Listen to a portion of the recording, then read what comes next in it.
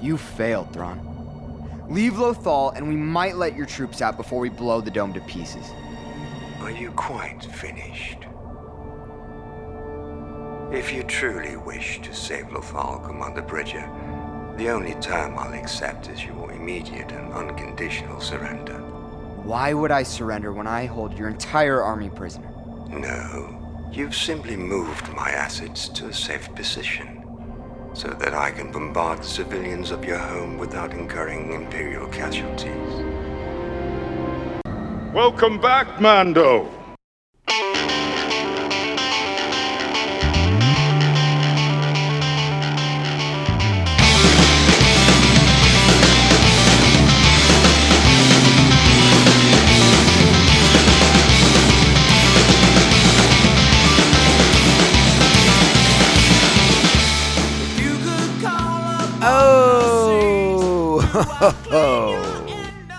Greetings, Bucketheads. Mavar Tagar. Welcome to our 360th lethally liberating Lothal episode of MandoVision. I am your host, Nargai Tom, and thank you so much for checking out this small independent Star Wars podcast. We are so glad you're here. Reach out to us on those socials at Mando_Vision on X and Insta, MandoVision at Blue Sky, and of course you can email me, MandoVisionTom@gmail.com. Make sure to like, subscribe, follow, and share the show with all the Mandalorians in your covert. All right, Bucketheads, we are here.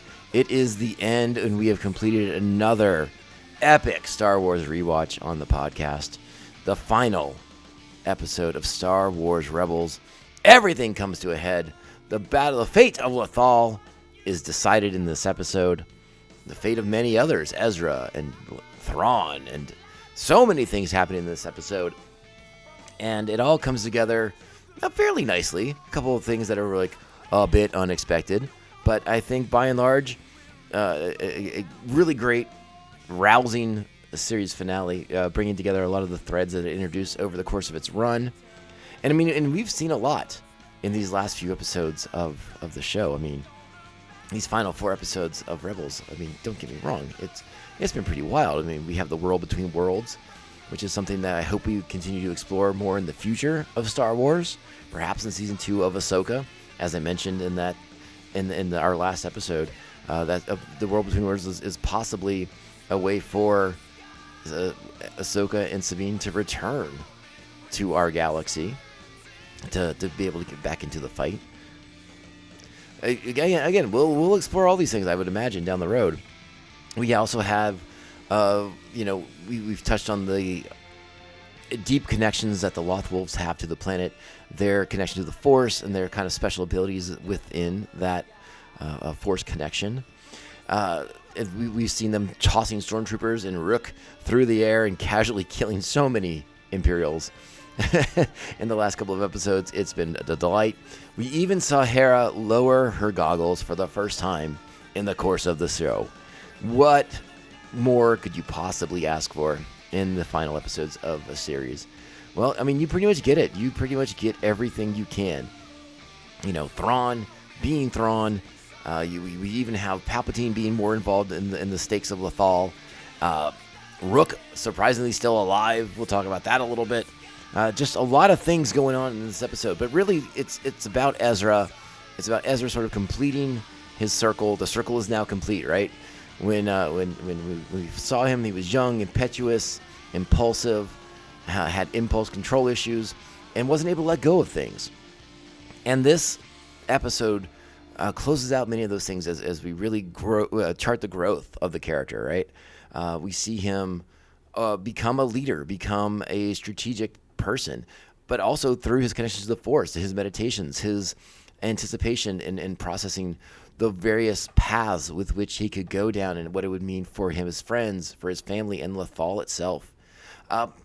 Really, again, his development is sort of central to this because, again, we go back to episode 1 and we see who Ezra is now and the journey that he's been on and what he's gone through to become this person. It's really fantastic. And I would be remiss if I didn't mention that the end of this show was a lot like how I felt at the end of the Clone Wars. because it just, to me, it was inconceivable that Ahsoka could live through the end of the Clone Wars. It was inconceivable to me that that Ezra could be alive and on the board at the same time as Luke Skywalker. And the same thing for Thrawn. Like, how do we explain Thrawn? Like, what is their fate to be? And this episode gives us an answer that I think was unexpected, but good, but it made a lot of sense. And it left these characters open for more stories, for more adventures. And again, I don't think it diminishes Luke's story necessarily. Ezra's in particular does not. We have brought up my questions and concerns about Ahsoka being alive, and maybe one day we'll start to get some answers on that. Maybe that'll start to get fleshed out at some point. But I think by and large, focusing on the characters of Rebels, Ezra in particular, this all makes sense. This all sort of tracks, and I'm okay with it. I think this all works, and it doesn't impede or hinder the rise of Luke Skywalker. And I guess it's just time for us to sort of get into the episode, because there is a lot to talk about in the episode. It's a long one. It's an hour-long episode of the show, a 1 hour finale, if you will. Obviously, minus commercials, it's like 40-ish minutes, something like that. But still, a lot going on and a lot to talk about. So let's go ahead, get our episode particulars out of the way. We have Star Wars Rebels, Season 4, Episode 15, Family Reunion, and Farewell. Directed by Bosco Ng, Sergio Paez, Dave Filoni, written by Henry Gilroy, Kiri Hart, and of course Dave Filoni, Stephen Melching, of course, on story editing. Our cast for the final time. Taylor Gray as Ezra Bridger, Vanessa Marshall as Harrison Dula, Freddie Prinze Jr. as Kanan Jarrus, Tir Sakar as Sabine Wren, C. Blum as Zeb Aurelios, Dave Filoni as Chopper, Keith Zarabaja, I know I say your name wrong, sorry, I apologize, as Vizago, D. Bradley Bakers, of course, the Clone Troopers, Ephraim Bridger and Melch, Ian McDiarmid is Emperor Palpatine, Mary Elizabeth McGlynn is Governor Price, Lars Mikkelsen is the voice of Grand Admiral Thrawn, Jim Cummings is, of course, Hondo Ohnaka, Paleon, and another Imperial commander. Matthew Wood is an Imperial technician. David Accord is another Imperial technician. David Oluwalo is Agent Callus. Gina Torres is Ketsu Onyo. Zachary Gordon as Mart Matten. Kath Soucie as Mira Bridger. Warwick Davis as Rook. And Clancy Brown as Ryder Azadi. It was weird that in the credits, D. Bradley Baker is just Clone Troopers. They don't get him credit for being Wolf, and Gregor and Rex is just Clone Troopers. All right, fair enough. The plot, of course, for this week's episode. Ezra's team takes drastic action to free Lothal, entering Imperial headquarters, and Thrawn returns to stop them. I think I said Thrawn, not Thawne, but hey, Thrawn, just in case I did mess it up. All right, Bucketheads. It's a big one. Let's get into it. A lot to talk about. You know what that means. It's time. Strap on your buckets. Let's go. You think you can take whatever you want? Things you didn't make? Didn't earn? Things you don't even understand? You don't deserve to have this art or Lothal. Who deserves what is irrelevant. What matters is who has power. But that is something that Jedi won't teach you, so I'll take you to someone who will. All right, as I said, a lot going on in the episode. We open with Ezra in the Ghost gun turret, talking to a picture of his parents, and talking about his new family and what it will take to fight the Empire, and how, despite his parents not being there, they've influenced him. They've had an impact on him and his life and what he's done moving forward. And Hera overhears this, and it's a touching, sweet moment to kind of kick off the episode, as we sort of again touch base with what got Ezra into this fight in the first place, and what cost his parents their lives, and him understanding now why they did the things they did and why it cost them their lives, and how he's sort of picking up those the threads of what they started and bringing it home by getting the Empire off of Lothal. We then go to Agent Callus and, well, no longer Agent Callus, I suppose. He's just Callus. And Ryder Azadi bringing Arinda Price, back up to the ship. And Price is sort of taunting Callus for his decision to be with a bunch of losers who are going to lose like losing losers do. And Ezra comes out and says, "Hey, you know what? I think we're not such big losers after all. I think we're going to do pretty good against you guys." And Ezra wants Price to transmit the victory code, or be eaten by a Loth Wolf. Not a big fan of those Loth Wolves. Former Governor Price is, so she relents, thinking that no matter what plan they come up with, the Empire's going to win the day. So Price agrees to go along with it because she's just really, in her mind, she's buying time. She's stalling, despite the fact that as soon as Thrawn arrives, if they were to be victorious, Price is probably dead meat. But she's buying time. She's just trying to live to see another day, right?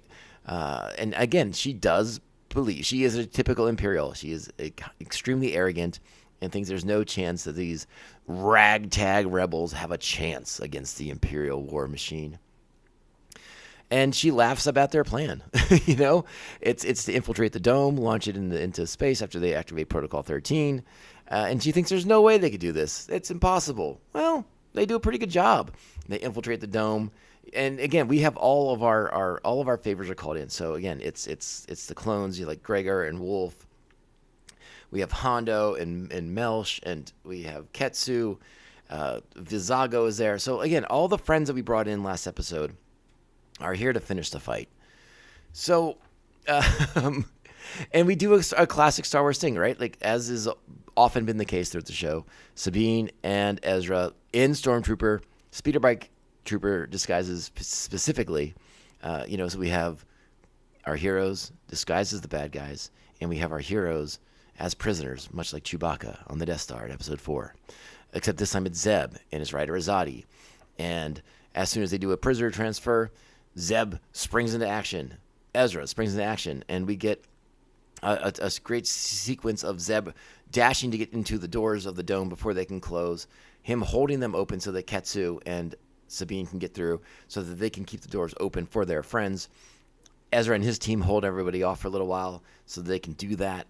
We have a great scene of Zeb tossing Melch onto the roof to cause a distraction so they can get into the control room of the dome, which they do, and issue Protocol 13, which is recalling all Imperial forces for an evacuation. But they're sort of presenting it as a drill, right?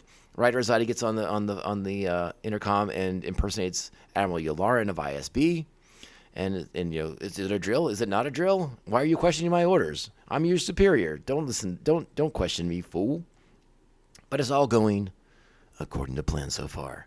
Meanwhile, back at the Rebel base on the southern hemisphere, Wolf, Vizago, and Mart are loading the Ghost. And Mart mentions that he got some special orders from Ezra before they left. And that's when Rook, still alive, despite what I could only imagine was an epic fall from being tossed by a Loth Wolf at the caves. Those caves are high up on those mountains. So, yeah, I don't know how he survived, but he did. He springs into an attack and quickly renders our heroes unconscious. But they are saved by a Loth Wolf who definitely gains the upper hand on Rook, and Rook flees into an Imperial gunship. The Loth Wolf rams it, headbutts it, smashing the canopy glass. But Rook is able to escape via the gunship, and he calms Thrawn. And we find out that Thrawn expected Price to fail in his absence. But Rook's ordered to go back, take care of the shield generator, make sure that the rebels can't take control of that. And Thrawn is en route. All right, so Callus does his thing. He activates Protocol 13. They prep to launch the dome. But Thrawn arrives to block those plans. And then, like we heard in the voice clip, Thrawn plans to bombard the city because, hey, Ezra did him a favor by recalling all the Imperial forces, so no Imperial assets will be lost. I'm just going to bomb the crap out of the Lothal capital until you surrender. So, and of course, Rook has disabled the shields, and then Thrawn demonstrate his willingness to kill the citizens of Lothal of Lothal, so Ezra does surrender. And this is when Hera wants to intercede, right? Hera's like, no, you can't do this. You're my, again, they don't say it, but it's like, you're my kid. I can't let you give yourself to Thrawn and sacrifice yourself in this fashion. We're going to come up with another plan because that's what we've always done. We've always come up with plans to win the day. But Ezra sort of, again, like we talked about before, he's meditated on this. He's thought this through. He sort of knows the paths before him. It's very Doctor Strange-esque, right? Where there's like a bajillion calculations, but only one of them is going to work against Thanos. And I think to a lesser extent, Ezra has done the same calculus that Strange did in that sequence for the Marvel films. Ezra's thought this through, and he knows the path he has to go on, and it's a path of self-sacrifice. So Chopper opens up a vent, and we know that Ezra hates going in vents just because he used to have to do it all the time because he was the smallest of the Spectres. And he says one more time. And this is when Sabine causes the distraction. Now, I want so that he can jump into the vent and get out of there while the heroes are coming up with another plan to get the shield generator back online. I want to mention this because on the way to the dome is a really nice moment between Sabine and Ezra where he looks at her and says, I know I can always count on you. And at the time, I don't think Sabine's processed what that necessarily entails, but it's a nice moment for these two characters who have had an evolving, relationship, brother-sisterly thing. But they remember back in season 1, they didn't get along. They sort of feuded with each other, and now they've come to a place of complete trust in one another and making sure they have each other's backs to achieve their goals. And it's a nice reminder of the evolution of their relationship. Okay, so let's get back to the present, though. and again, Sabine causes a diversion so that he can leave, and we see Ezra in a gunship flying off to the Chimera to become the prisoner of Thrawn so that will stop bombarding the city. But meanwhile, the plan to retake the shield room is ongoing, and they come up with something that is worthwhile. And Sabine reminds Hera that, listen, we have to do our part, and we have to trust that Ezra's going to do his part so that when he's ready, we're ready, and everything comes together. So we get Ezra and Thrawn meeting. It's a great conversation about power and how to wield it. Thrawn taking pot shots at the Jedi and the way that they won't wield their power effectively. We played a clip from that between segments here. And I really like it. It's a strong conversation, and I like Ezra lashing out at him and telling him that the Empire just takes things, and they don't understand things, and they squash things. Again, they are a machine. They are a dominant force. They don't care about the destruction of people and cultures and civilizations. It's about power and wielding that power to achieve their goals. So a strong conversation between the two characters. And even though Thrawn sort of portrays like a willing or a reluctant admiration for Sabine Wren's artwork, which we know he's been collecting for quite some time now. But again, Thrawn throws it in Ezra's face that he is an undertrained, underprepared child, and so the Jedi are nothing. They're no more because this is all that's left is fearful people in hiding and undertrained, ill-equipped children like Ezra Bridger. And if the Jedi won't teach Ezra how to wield power effectively, he's going to take Ezra to someone who will. And that, of course, is Palpatine. So we find out that on the Chimera, a big chunk of the Jedi Temple has been moved stone by stone, piece by piece, from Lothal and reconstructed in what I can only imagine was a hangar bay of the Chimera. And waiting there for Ezra is a hologram of the younger, healthier, less wrinkly version of Emperor Palpatine. All right, and at this point, we cut back to Martin, Vizago, and Wolf, and they're being woken up by a Loth Wolf. And this is when Mart, they take off. And we begin to realize that Mart tells us that, hey, this is exactly what Ezra thought was going to happen. And so that changes their plans because, as alluded to earlier in the episode, Ezra gave Mart special instructions if Rook was to attack, and certain things were to unfold the way he predicted them to. And since they did, Mart has new instructions for Vizago and Gregor, and they are to go into high orbit and send a signal on frequency 0. And that confuses Wolf, because he's like, hey, who the heck is using frequency 0? So, well, we'll talk about that a little bit later on, all right? Of course, Melch causes another distraction, jumping through some vents, and our heroes are able to get out of the bridge. Stormtroopers had closed in. They realized the drill was no longer a drill, and that, hey, there's rebels on the base, and we got to get them. So they escape, and they begin their plan to take back the shield room. Meanwhile, we have Palpatine and Ezra via the Lothal Temple, and Palpatine offering Ezra a life with his parents. It's Ezra's desires in conflict with reality. And again, Ezra, he knows this can't be real, but it's the temptation of it, right? Like, this is the temptation of Ezra Bridger right here. We have the beginning of the shield room siege. Again, we cut back and forth a lot. And I'm trying to follow along with the episode here, so I'm going to cut back and forth as well. And we cut back to now the temptation of Ezra, where Palpatine reminds Ezra that he is aware, that Ezra knows fate can be altered, fate can be changed. You just saw it. This can be reality. You with your family again. Meanwhile, we have on the siege, we have what looks like the death of Melch and Hondo kneeling over. Hondo doesn't have a lot to do in this episode, I'll be honest with you, but he's a loyal pirate, and his friendship with Melch is of interest. So he shows a serious emotion and concern when Melch is shot down. And then, again, our heroes are in a position. They're in the shield room, but they don't have the high ground. The Imperials have the high ground. They have the control room, and our heroes are trying to get there. So Zeb does a Zeb thing, and that is to spring into action against Rook, a character we've seen Zeb be fearful of in previous episodes. But, Zeb sort of Zebs up and is like, you know what? I'm going to take on this freaky little guy because we need to win this battle right now. So Zeb does the thing that he needs to do to win the day, and that's to take on Rook and take out Rook.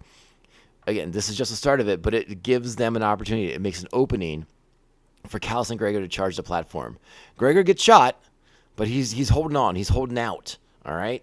Meanwhile, back at the temple, Ezra, we see the temptation.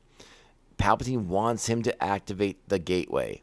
And again, I think there's more to it than this. They don't get explicitly into it, but I feel like if Ezra opens this gateway, it also means that Palpatine gets what he wants, right? He gets Ezra off the board, but he may get the access to the world between worlds that he's been wanting. So I think there's more to this scene than maybe what is explicitly said in the episode. But again, why else would Palpatine be doing this unless it served him in some way? Yeah, it takes Ezra off the board if he pursues this sort of fantasy life, but I think it gives him the access to the world between worlds. So he needs Ezra to open that gateway so that he can take control of it. Again, it's sort of implied but not explicitly said, so maybe I'm reading into it. As in an important sequence here, Ezra asks about his friends. Like, if I do this, what happens to my friends? And Palps never answers that question. He keeps the focus on Ezra reuniting with his parents. And as Ezra gets closer and closer to activating the gateway and to walking through, to being with his family again, they sort of see each other through the veil, right? And Ezra tells his parents that they're always going to be part of him, but he has to let go. So he does the Jedi thing, and he lets go. He uses a force push on the walls of the temple, causing the collapse of the chamber. Hologram Palpatine is freaking out. He's cutting in and out of his true form and not stoked. So as Ezra runs back through the chamber, he is able to avoid the collapsing stone walls around him. And then the hologram of Palpatine walks through and basically calls him a young fool. And, like Return of the Jedi style. And 60 Imperial Guard on Ezra, along with some Stormtroopers for fun. And Ezra, again, he's weaponless at this point. He did turn his lightsaber over to Chopper. So he has no defense against the weapons of the Imperial Guard and the Stormtroopers. But using his super cool Jedi powers, he throws rocks. because that's what Jedi do. So he throws a lot of pieces of the Lothal Jedi Temple at the stormtroopers, at the Imperial Guard, and wins the day and frees himself.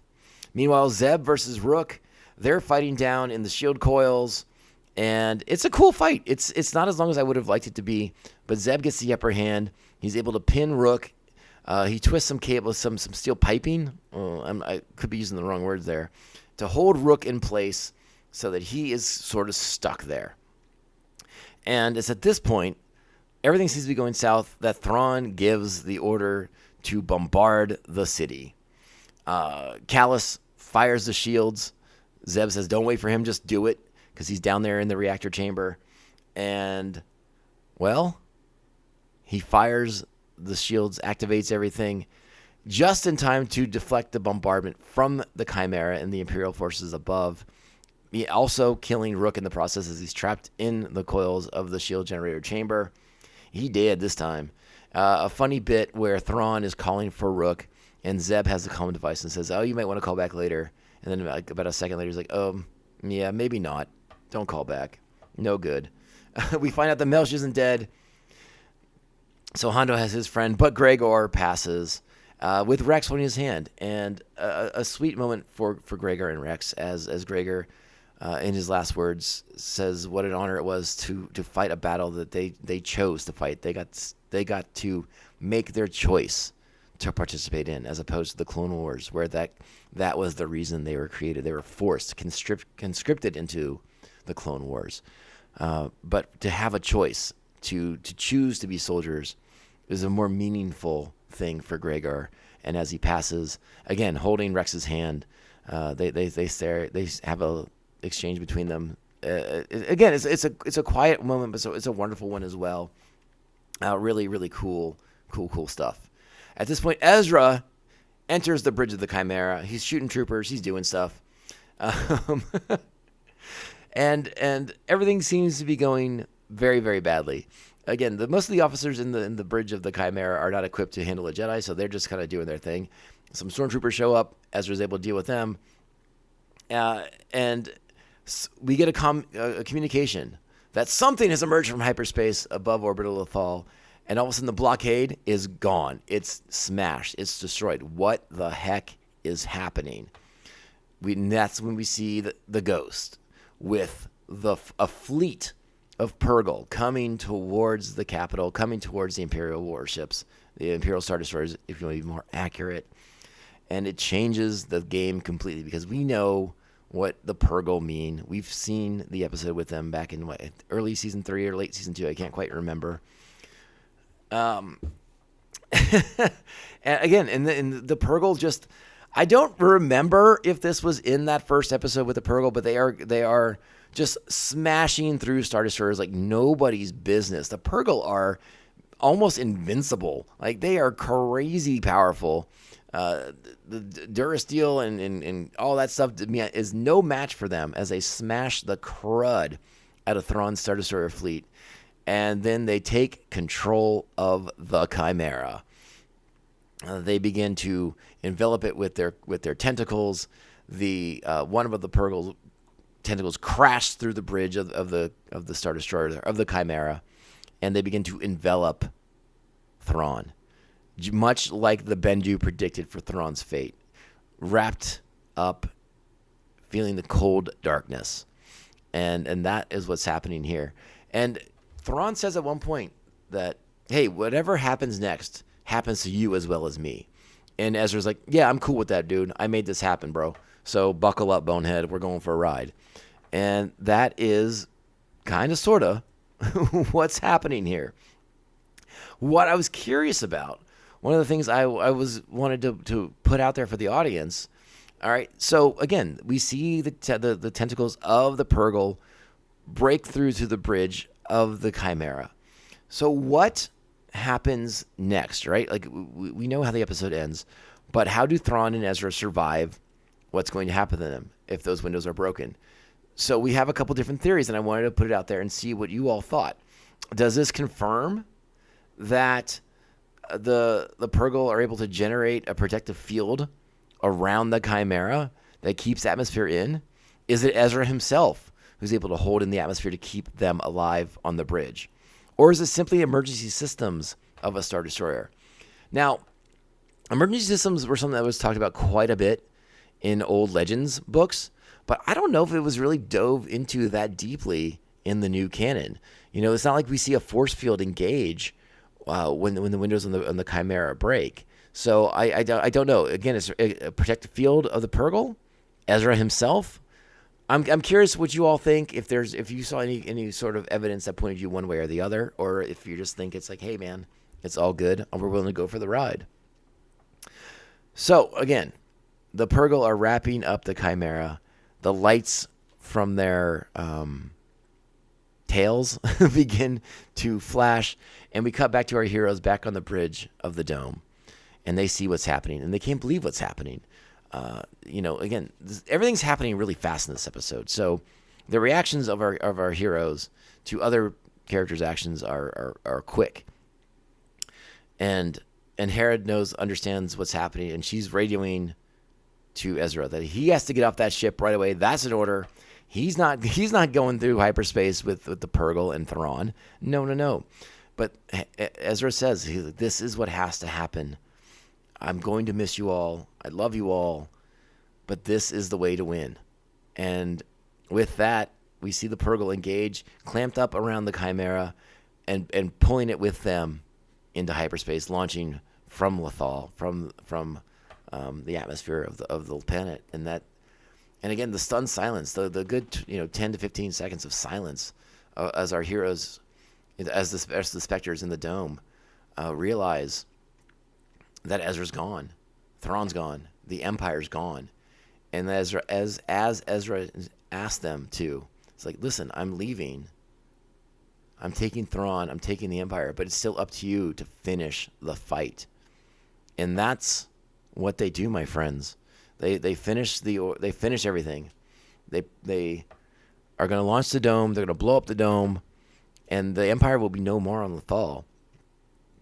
A great sequence as they prepare, as the Ghost arrives, or as the Ghost is preparing to arrive, and our heroes are about to make their escape out of the bridge. Again, Imperial forces are still around them. Things are happening quite a bit, and Ryder Azadi says to Price, like, come with us, right? And Price says, I serve the Empire till the end. And Ryder's response is so good. I'm actually going to play the clip for you right now. You've lost, Amanda. You should come with us. I serve the Empire until the end. So, not much longer. So everyone escapes out of the dome. They climb onto the top. There's still stormtroopers in pursuit, but the Ghost is there to pick them up.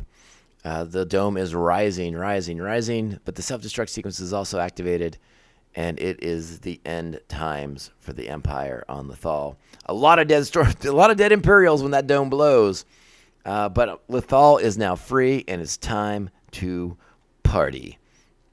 Meanwhile, Chopper plays a hollow message from Ezra saying that this is the way it had to be, and that he's counting on Sabine to find him and bring him home. Meanwhile, there's concern about an impending Imperial attack. Callus offers up that maybe the Rebel Alliance, seeing this victory, will come to the aid of Lothal now.